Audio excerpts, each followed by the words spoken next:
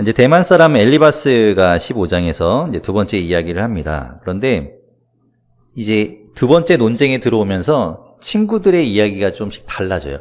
좀 더 과격해집니다. 물론 이제 세 친구의 이야기가 엘리바스 때는 좀 더 점잖게 이야기했고 뒤로 갈수록 소발은 아주 험악하게 이야기하지만 그 친구들의 성향도 그런데다가 이제 이 논쟁이 거듭될수록 이야기하는 것들이 좀 그래요. 엘리바스의 이 특징을 이제 두 번째 이야기에서 첫 번째와 비교해 보면 알 수 있는 게 엘리바스는 말이 깁니다. 길게 이야기해요. 우리 첫 번째가 있었죠. 4장, 5장에서도 친구 중에서 유일하게 2장에 걸쳐서 이야기하죠. 그랬던 이 엘리바스가 15장에서도 좀 길게 이야기하죠. 그런데 이제 앞에 4장, 5장과 비교를 해보면 엘리바스가 어떻게 달라지는가 하면 우리 5장을 좀 보게 되면 5장에서 뒷부분쯤 17절부터 이어지는 이야기에서는 엘리바스가 무슨 이야기 하냐면 하나님께 돌아와라, 하나님께 회개해라. 그러면 하나님이 너를 고치실 것이고 18절에 그런 얘기하죠. 하나님은 아프게 하시다가도 싸매시는 분이고 상하게 하시다가도 고치시는 분이니까 네가 회개하고 돌아오면 하나님께서 너를 다시 회복시켜 주실 거야 라고 마지막에 이제 어떻게 보면 희망을 줘요. 권선징악 인과응보를 이야기하지만 그럼에도 불구하고 네가 회개하고 돌아오면 하나님이 너를 회복시킬 거야 라는 이야기를 하는데 이제 두 번째부터는 어떤 얘기가 빠지냐면 회개한 이후에 회복시킨다는 이야기를 아예 안 해버립니다. 그러니까 이제는 무조건 이제 정죄만 하는 거예요. 네가 회복될 거야 라는 이야기도 하지 않습니다. 친구들이 다 그런 식으로 이제 이야기가 넘어가요. 15장을 좀 보면 엘리바스가 이야기합니다. 그 2절, 3절에서 이야기하는 건 네가 얘기하는 건 헛된 지식이고 또 무익한 말이고 그런 소용없는 이야기를 하고 있다라는 겁니다. 그러면서 4절에 이야기하는 게 내가 이야기하는 거를 통해서 하나님 경외하는 일을 그만두어 하나님 앞에 묵도하기를 그치게 하는구나. 네가 참 허무하고 14장에서 욥이 그 얘기했거든요. 내 이러느니 차라리 죽는 게 낫다. 죽는 거를 바란다라고. 어차피 사람은 허무하고 인생은 허무하니 어차피 죽는 거 그냥 죽었으면 좋겠다라는 식의 이제 이야기를 했을 때 엘리바스가 이제 그런 걸 질책하면서 얘기하는 거죠. 그리고 5절, 6절에 내 죄악은 내 입이 네가 하는 말이 너를 죄를 짓게 하고 있다. 라면서 이야기하는 겁니다. 6절에 얘기하죠. 너를 정죄하는 것은 내가 아니요 내 입이라. 내 입술이 내게 불리하게 증언하느니라. 그러니까 이 엘리바스의 이야기는 계속해서 이제 이야기하지만 이 전통적인 종교관이었어요. 그러니까 인과응보에 대한 종교관이었기 때문에 하나님이 이야기하시면 무조건 받아들여야 된다는 거예요. 하나님이 하시는 거면 무조건 순종해야 된다. 그게 순종이다라는 거죠. 우리 지난주에도 이제 주사님 얘기하셨지만 이걸 그렇다면 물어야 되느냐 그랬잖아요. 이게 과연 그냥 무조건 받아들여야 되느냐 아니면 그것을 물어야 되느냐. 물어야 한다는 거죠. 이게 그냥 무조건 받아들여야 하는 것이 아니라는 거예요. 근데 이 엘리바스는 그렇게 받아들여야 된다는 쪽인 겁니다. 자, 그 얘기를 이제 엘리바스가 하고 있어요. 그리고 엘리바스가 하는 이야기들에는 욥이 한 이야기를 반박하는 내용들입니다. 지금 이 내용들을 잘 보시면 앞에서 욥이 했던 이야기들을 하나하나 조목조목 반박해요. 9절에도 이런 이야기하죠. 욥이 13장에서 13장 2절에서 뭐라고 했냐면 친구들이 하는 이야기를 듣고 너희 아는 것을 나도 안다. 너희만 아는 거 아니다. 그걸 누가 모르겠냐라고 이야기했었죠. 그런데 이제 엘리바스가 그것을 9절에서 반박합니다. 네가 아는 것을 우리가 알지 못하는 것이 무엇이냐. 네가 안다고 하는데 우리도 다 알고 있는 거 아니냐. 내가 깨달은 것을 우리가 소유하지 못한 것이 무엇이냐. 그러면서 이제 10절에 좀 유치하지만 이제 나이 가지고 또 얘기합니다. 우리 중에 머리가 흰 사람도 있고 너보다 나이 많은 사람도 있고 심지어는 내 아버지보다 나이가 많은 사람도 있다. 이게 이 세 친구가 동년배가 아니라는 거예요. 친구긴 친구인데 지금 아버지보다 나이 많은 사람도 있다고 할 정도니까 세대를 좀 뛰어넘는 그런 거죠. 그래서 이 아버지보다 나이 많은 사람이 누구냐? 엘리바스가 아닐까라고 보는 겁니다. 왜냐하면 이렇게 말을 길게 하거든요. 길게 하고 막 잔소리도 많고, 또 이 엘리바스의 사상이 약간 좀 전통적인 것들을 고집하고 막 지혜를 자꾸 이야기해요. 그러니까 자기 나이를 좀 이야기하는 것처럼 보입니다. 자, 그리고 이제 그렇기 때문에 우리가 이야기하는 것, 친구들이 이야기하는 것, 그거 거의 하나님의 말씀으로 네가 받아들여라 라는 겁니다. 11절에 이렇게 이야기해요. 하나님의 위로와 은밀하게 하시는 말씀.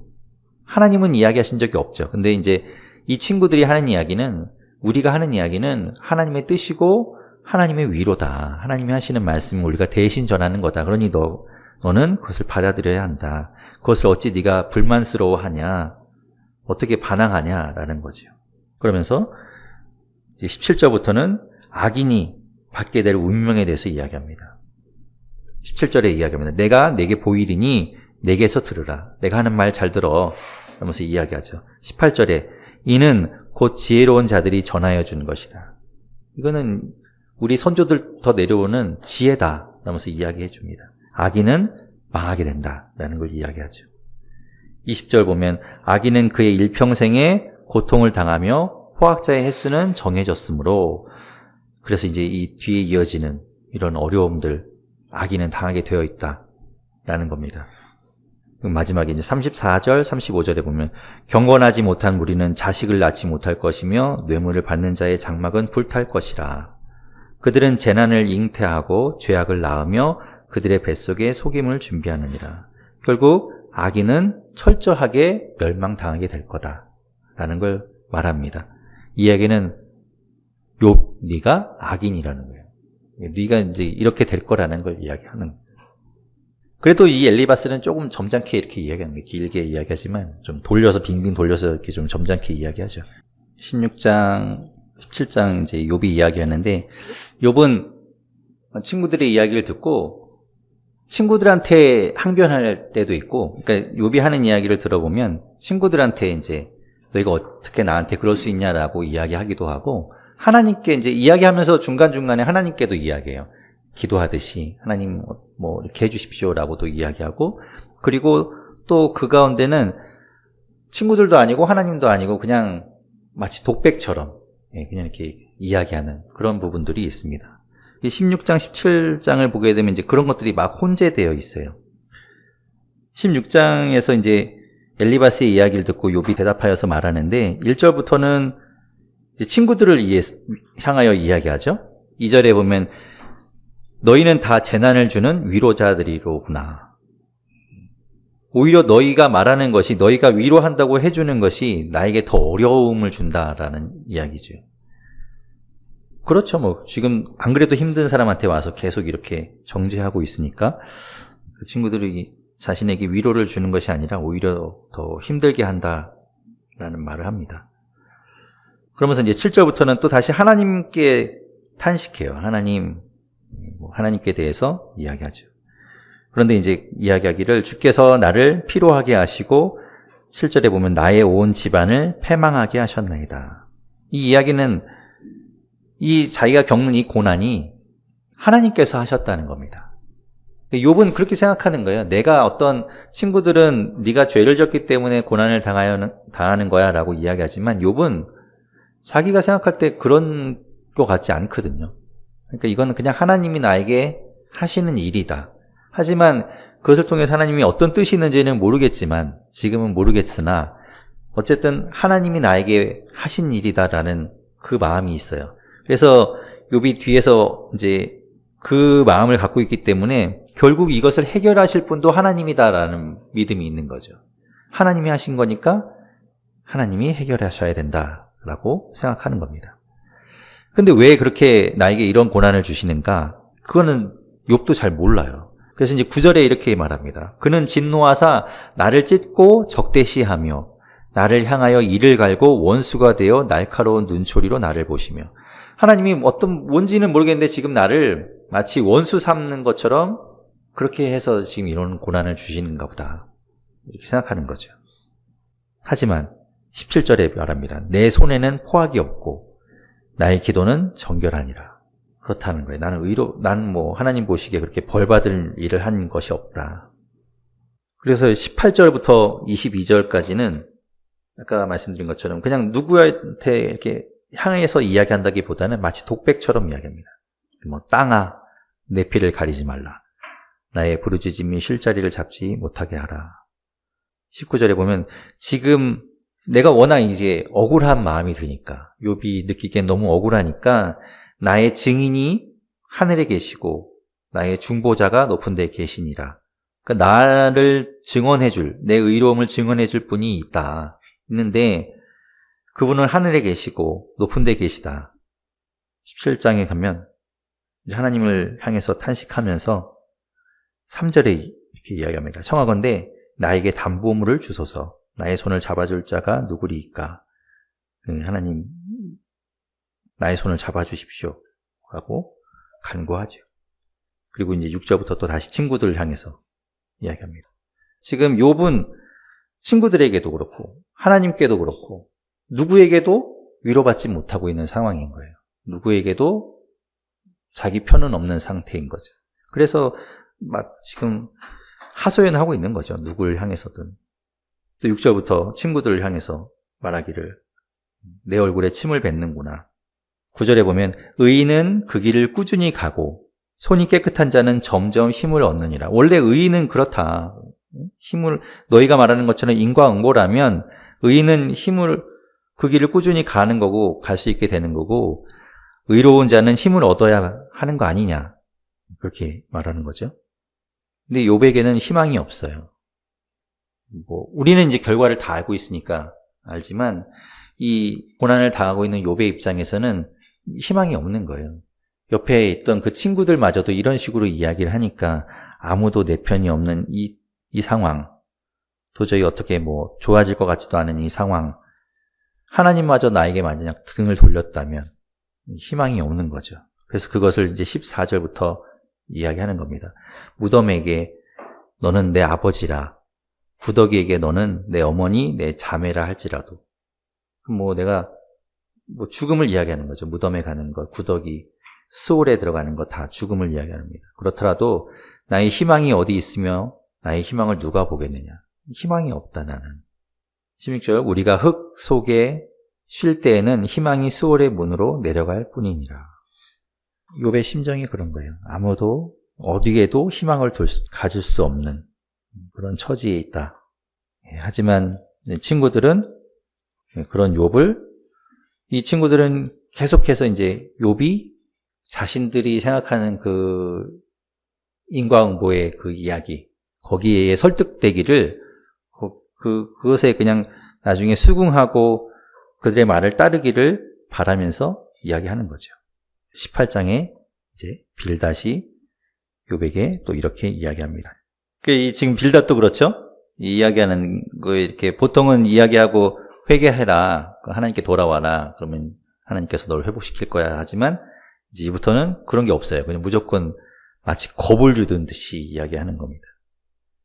18장을 보면 2절에 보면 너희가 어느 때에 가서 말의 끝을 맺겠느냐 깨달으라 그 후에야 우리가 말하리라 라고 되어 있는데 이게 우리가 예전에 보던 개역 한글 성경에서는 뭐라고 했었냐면 너희가 어느 때까지 말을 찾겠느냐 깨달으라 그 후에야 우리가 말하리라 라고 했었습니다. 그게 조금 더 의미가 맞는 것 같아요. 빌닷이 무슨 이야기를 하는 거냐면 쉽게 이야기하면 이런 겁니다. 너희 그 친구들에게 이야기하기를 언제까지 욥에게 이렇게 애둘러서 이렇게 좋게 이야기할 거냐. 아예 직설적으로 딱 이야기를 해. 차라리 심하더라도 그렇게 이야기해야 욥이 정신을 차리지 않겠냐라는 거죠. 그래서 빌닷이 이제 그 얘기를 하는 겁니다. 그래서 빌닷이 이제 아주 돌직구를 날리죠. 3절에 보면 어찌하여 우리를 짐승으로 여기며 부정하게 보느냐. 근데 이것도 욥이 했던 이야기예요. 욥이 이제 12장 7절에 보면 욥이 이제 짐승 너희만 지혜가 있느냐 그런 이야기를 하면서 7절에 보면 12장 7절에 이제 모든 짐승에게 물어봐라. 그것들이 내게 가르치리라. 공중의 새에게 물어보라. 그것들이 또한 내게 말하리라. 그렇게 막 얘기했던 거를 가지고 지금 빌닷이 3절에 이야기하는 거죠. 어째야 우리를 짐승으로 여기며 부정하게 보느냐. 4절도 이제 9장에 있던 이야기를 맞받아 치는 겁니다. 9장에 보면 5절 6절에서 욥이 이야기했을 때 하나님이 진노하셔서 9장 5절 6절에 보면 하나님이 진노하셔서 산을 무너뜨리고 옮기실지라도 산이 깨닫지 못하며 그가 땅을 그 자리에서 움직이시니 그 기둥들이 흔들리도다. 하나님이 진노하셔서 벌을 내리시면 이 땅이 흔들리는 거고 하나님이 그 정도의 주권이 있으신 분이니까 누가 감히 그 앞에서 그것을 토를 달 수 있느냐 뭐 그런 식의 이야기를 했었거든요.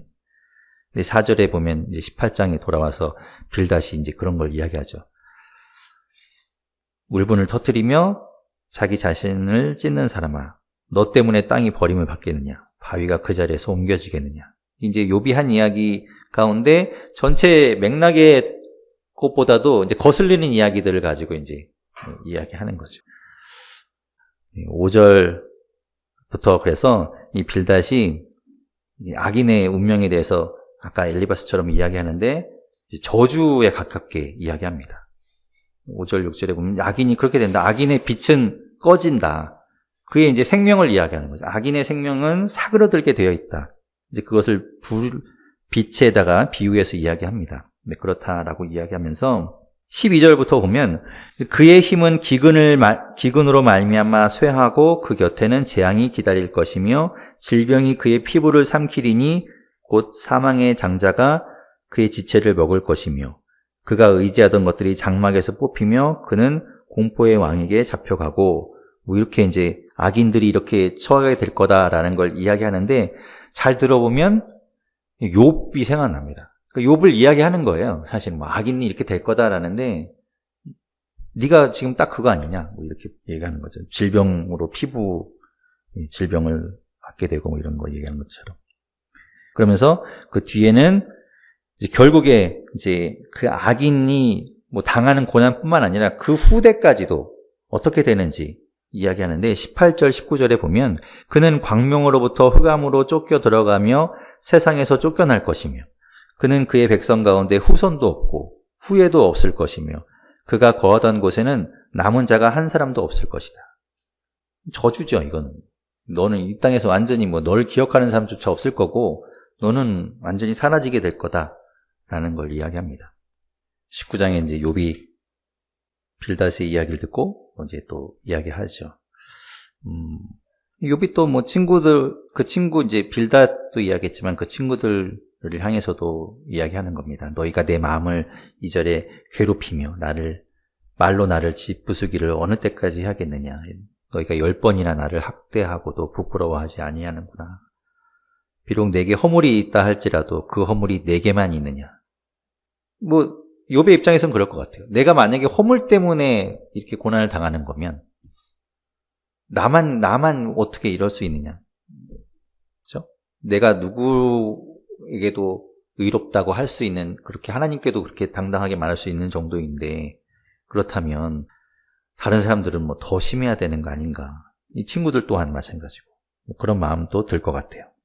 그래서 7절부터는 또 이제 하나님을 향해서도 또 탄식하기도 하죠. 11절에 아까 이야기했듯이 이 욥은 하나님이 나를 원수같이 보시는구나 라고 이야기합니다. 13절부터 이제 이 욥이 이야기할 때 보면은 사실 욥은 모든 걸 다 잃었지요. 뭐 재물도 다 잃고 가축 다 없어졌고 종들도 없어졌고 또 자녀도 다 잃었어요. 그런데 이제 여기 13절부터 보면 이렇게 읽어보면 마치 뭐 다 있는 것처럼 보이지만 이제 그렇게 그냥 있는 것이 아니라 이야기하는 거죠. 그렇게 다 잃어버렸던 것을 이제 뭐 빗대어서 이야기하는 거고. 그래서 17절에 보면 내 아내도 내 숨결을 싫어하며 라는 걸로 봐서 이제 그 욥이 고난을 당하고 이제 피부 막 이렇게 힘들어할 때 아내가 차라리 하나님 욕하고 죽어라 얘기했을 때 그 욥의 아내가 떠난 것이 아니라 그렇게 뭐 저주하고 에이 꼴보기 싫어하고 떠난 것이 아니라 그래도 욥을 생각한다는 거죠. 그래서 옆에서 계속 이 욥의 아내는 욥을 지켜주고 있는 거예요. 그때 그 한 얘기도 전에 저도 말씀드렸지만 욥을 마치 이렇게 조롱하듯이 이야기하는 것이 아니라 욥이 워낙 고통스러워하니까 안타까운 마음으로 이제 하는 거죠. 그랬던 아내가 이제 욥을 옆을 지키고 있는 거고, 내 허리의 자식들이라는 말은 내 자녀를 이야기하는 게 아닙니다. 이거는 내 옆에 있는, 그러니까 내 부모의 자식들을 이야기합니다. 그러니까 내 친형제들을 이야기합니다. 내 친형제들도 나를 가련하게 여기고 있다라는 겁니다. 뿐만 아니라 19절에 보면 내 가까운 친구들도 나를 미워하고 아무도 나에게 남아있지 않다. 21절과 22절에 욥이 아주 진짜 본심을 탁 이야기하죠. 나의 친구야, 너희는 나를 불쌍히 여겨다오. 돌려 얘기하지 않아요. 그 전까지는 내가 의롭다, 너희가 어떻게 그럴 수 있냐 이런데, 여기서는 아예 그냥 딱 이야기하죠. 나를 불쌍히 여겨다오, 나를 불쌍히 여겨다오. 하나님의 손이 나를 치셨구나. 너희가 어찌하여 하나님처럼 나를 박해하느냐. 내 살로도 부족하냐. 욥이 본심을 이제 이야기하죠. 그리고 25절에 보면 내가 알기에는 나의 대속자가 살아계시니 라고 되어 있는데, 여기서 대속자라는 말은 이제 히브리어인데 기업 물을 자를 이야기해요. 들어보신 적 있죠? 룻기에 보면 룻이 나오미의 며느리 룻이 자식이 없잖아요. 나오미도 남편도 없고 이제 아들도 다 죽었고, 근데 이제 며느리랑 둘이 있게 되는데, 그렇게 되면 이제 이 이스라엘 땅에서는 물론 중동에서 다 그렇지만 여자들끼리 있으면 먹고 살 길이 없습니다. 그래서 이제 그들을 책임져 줘야 돼요, 누군가. 그래서 누가 책임져 주는가 하면 이제 친족이 이제 제일 가까운 친족이 그들을 이제 걷어줘야 되는 거예요. 근데 이제 보아스라는 사람이 있었죠. 큰 부자 보아스가 있었는데 그 사람보다 순위에서 앞서는 사람이 있었죠. 그 사람에게 이제 룻을 책임지겠냐라고 했을 때 그 사람이 자기는 싫다. 그래서 자기 순위를 포기하고 보아스에게 그러면 네가 그 일을 해라라고 해서 이제 보아스가 룻을 거두지요. 그렇게 이제 기업 물을 자라는 거예요. 그러니까 친족의 죽음이라던가 그런 것을 대신 복수해 주는 사람, 또 어려움에 처했을 때 그것을 도와주는 사람, 또 아니면 모든 것을 다 잃어버렸을 때 그들을 거둘 수 있는 사람. 그러니까 이스라엘에서는 하나님이 율법을 통해서 무슨 이야기를 하시는가 하면 이스라엘 백성들 가운데 약자들은 그냥 버려두지 않습니다. 하나님은 어떻게 해서든지 그 약자들을 책임지고 돌보도록 해요. 하나님은 약자를 버리지 않습니다. 그래서 고아와 과부와 객을 특별히 신경 쓰라고 하는 거예요, 하나님이. 왜냐하면 너희가 이집트에서 그런 처지에 있었기 때문에 하나님은 그것을 기억하면서 너희도 그런 사람들을 돌봐야 된다라고 했거든요.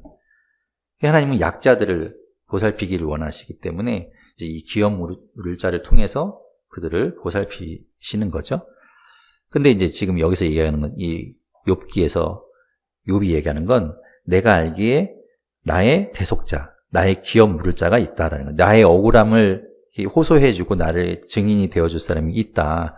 그 누군가 하나님을 이야기하는 거예요. 하나님이 그런 일을 하실 거다. 나를 구원해 주시고 나를 기업 물을 자로 나를 보살펴 주실 분이 하나님이다.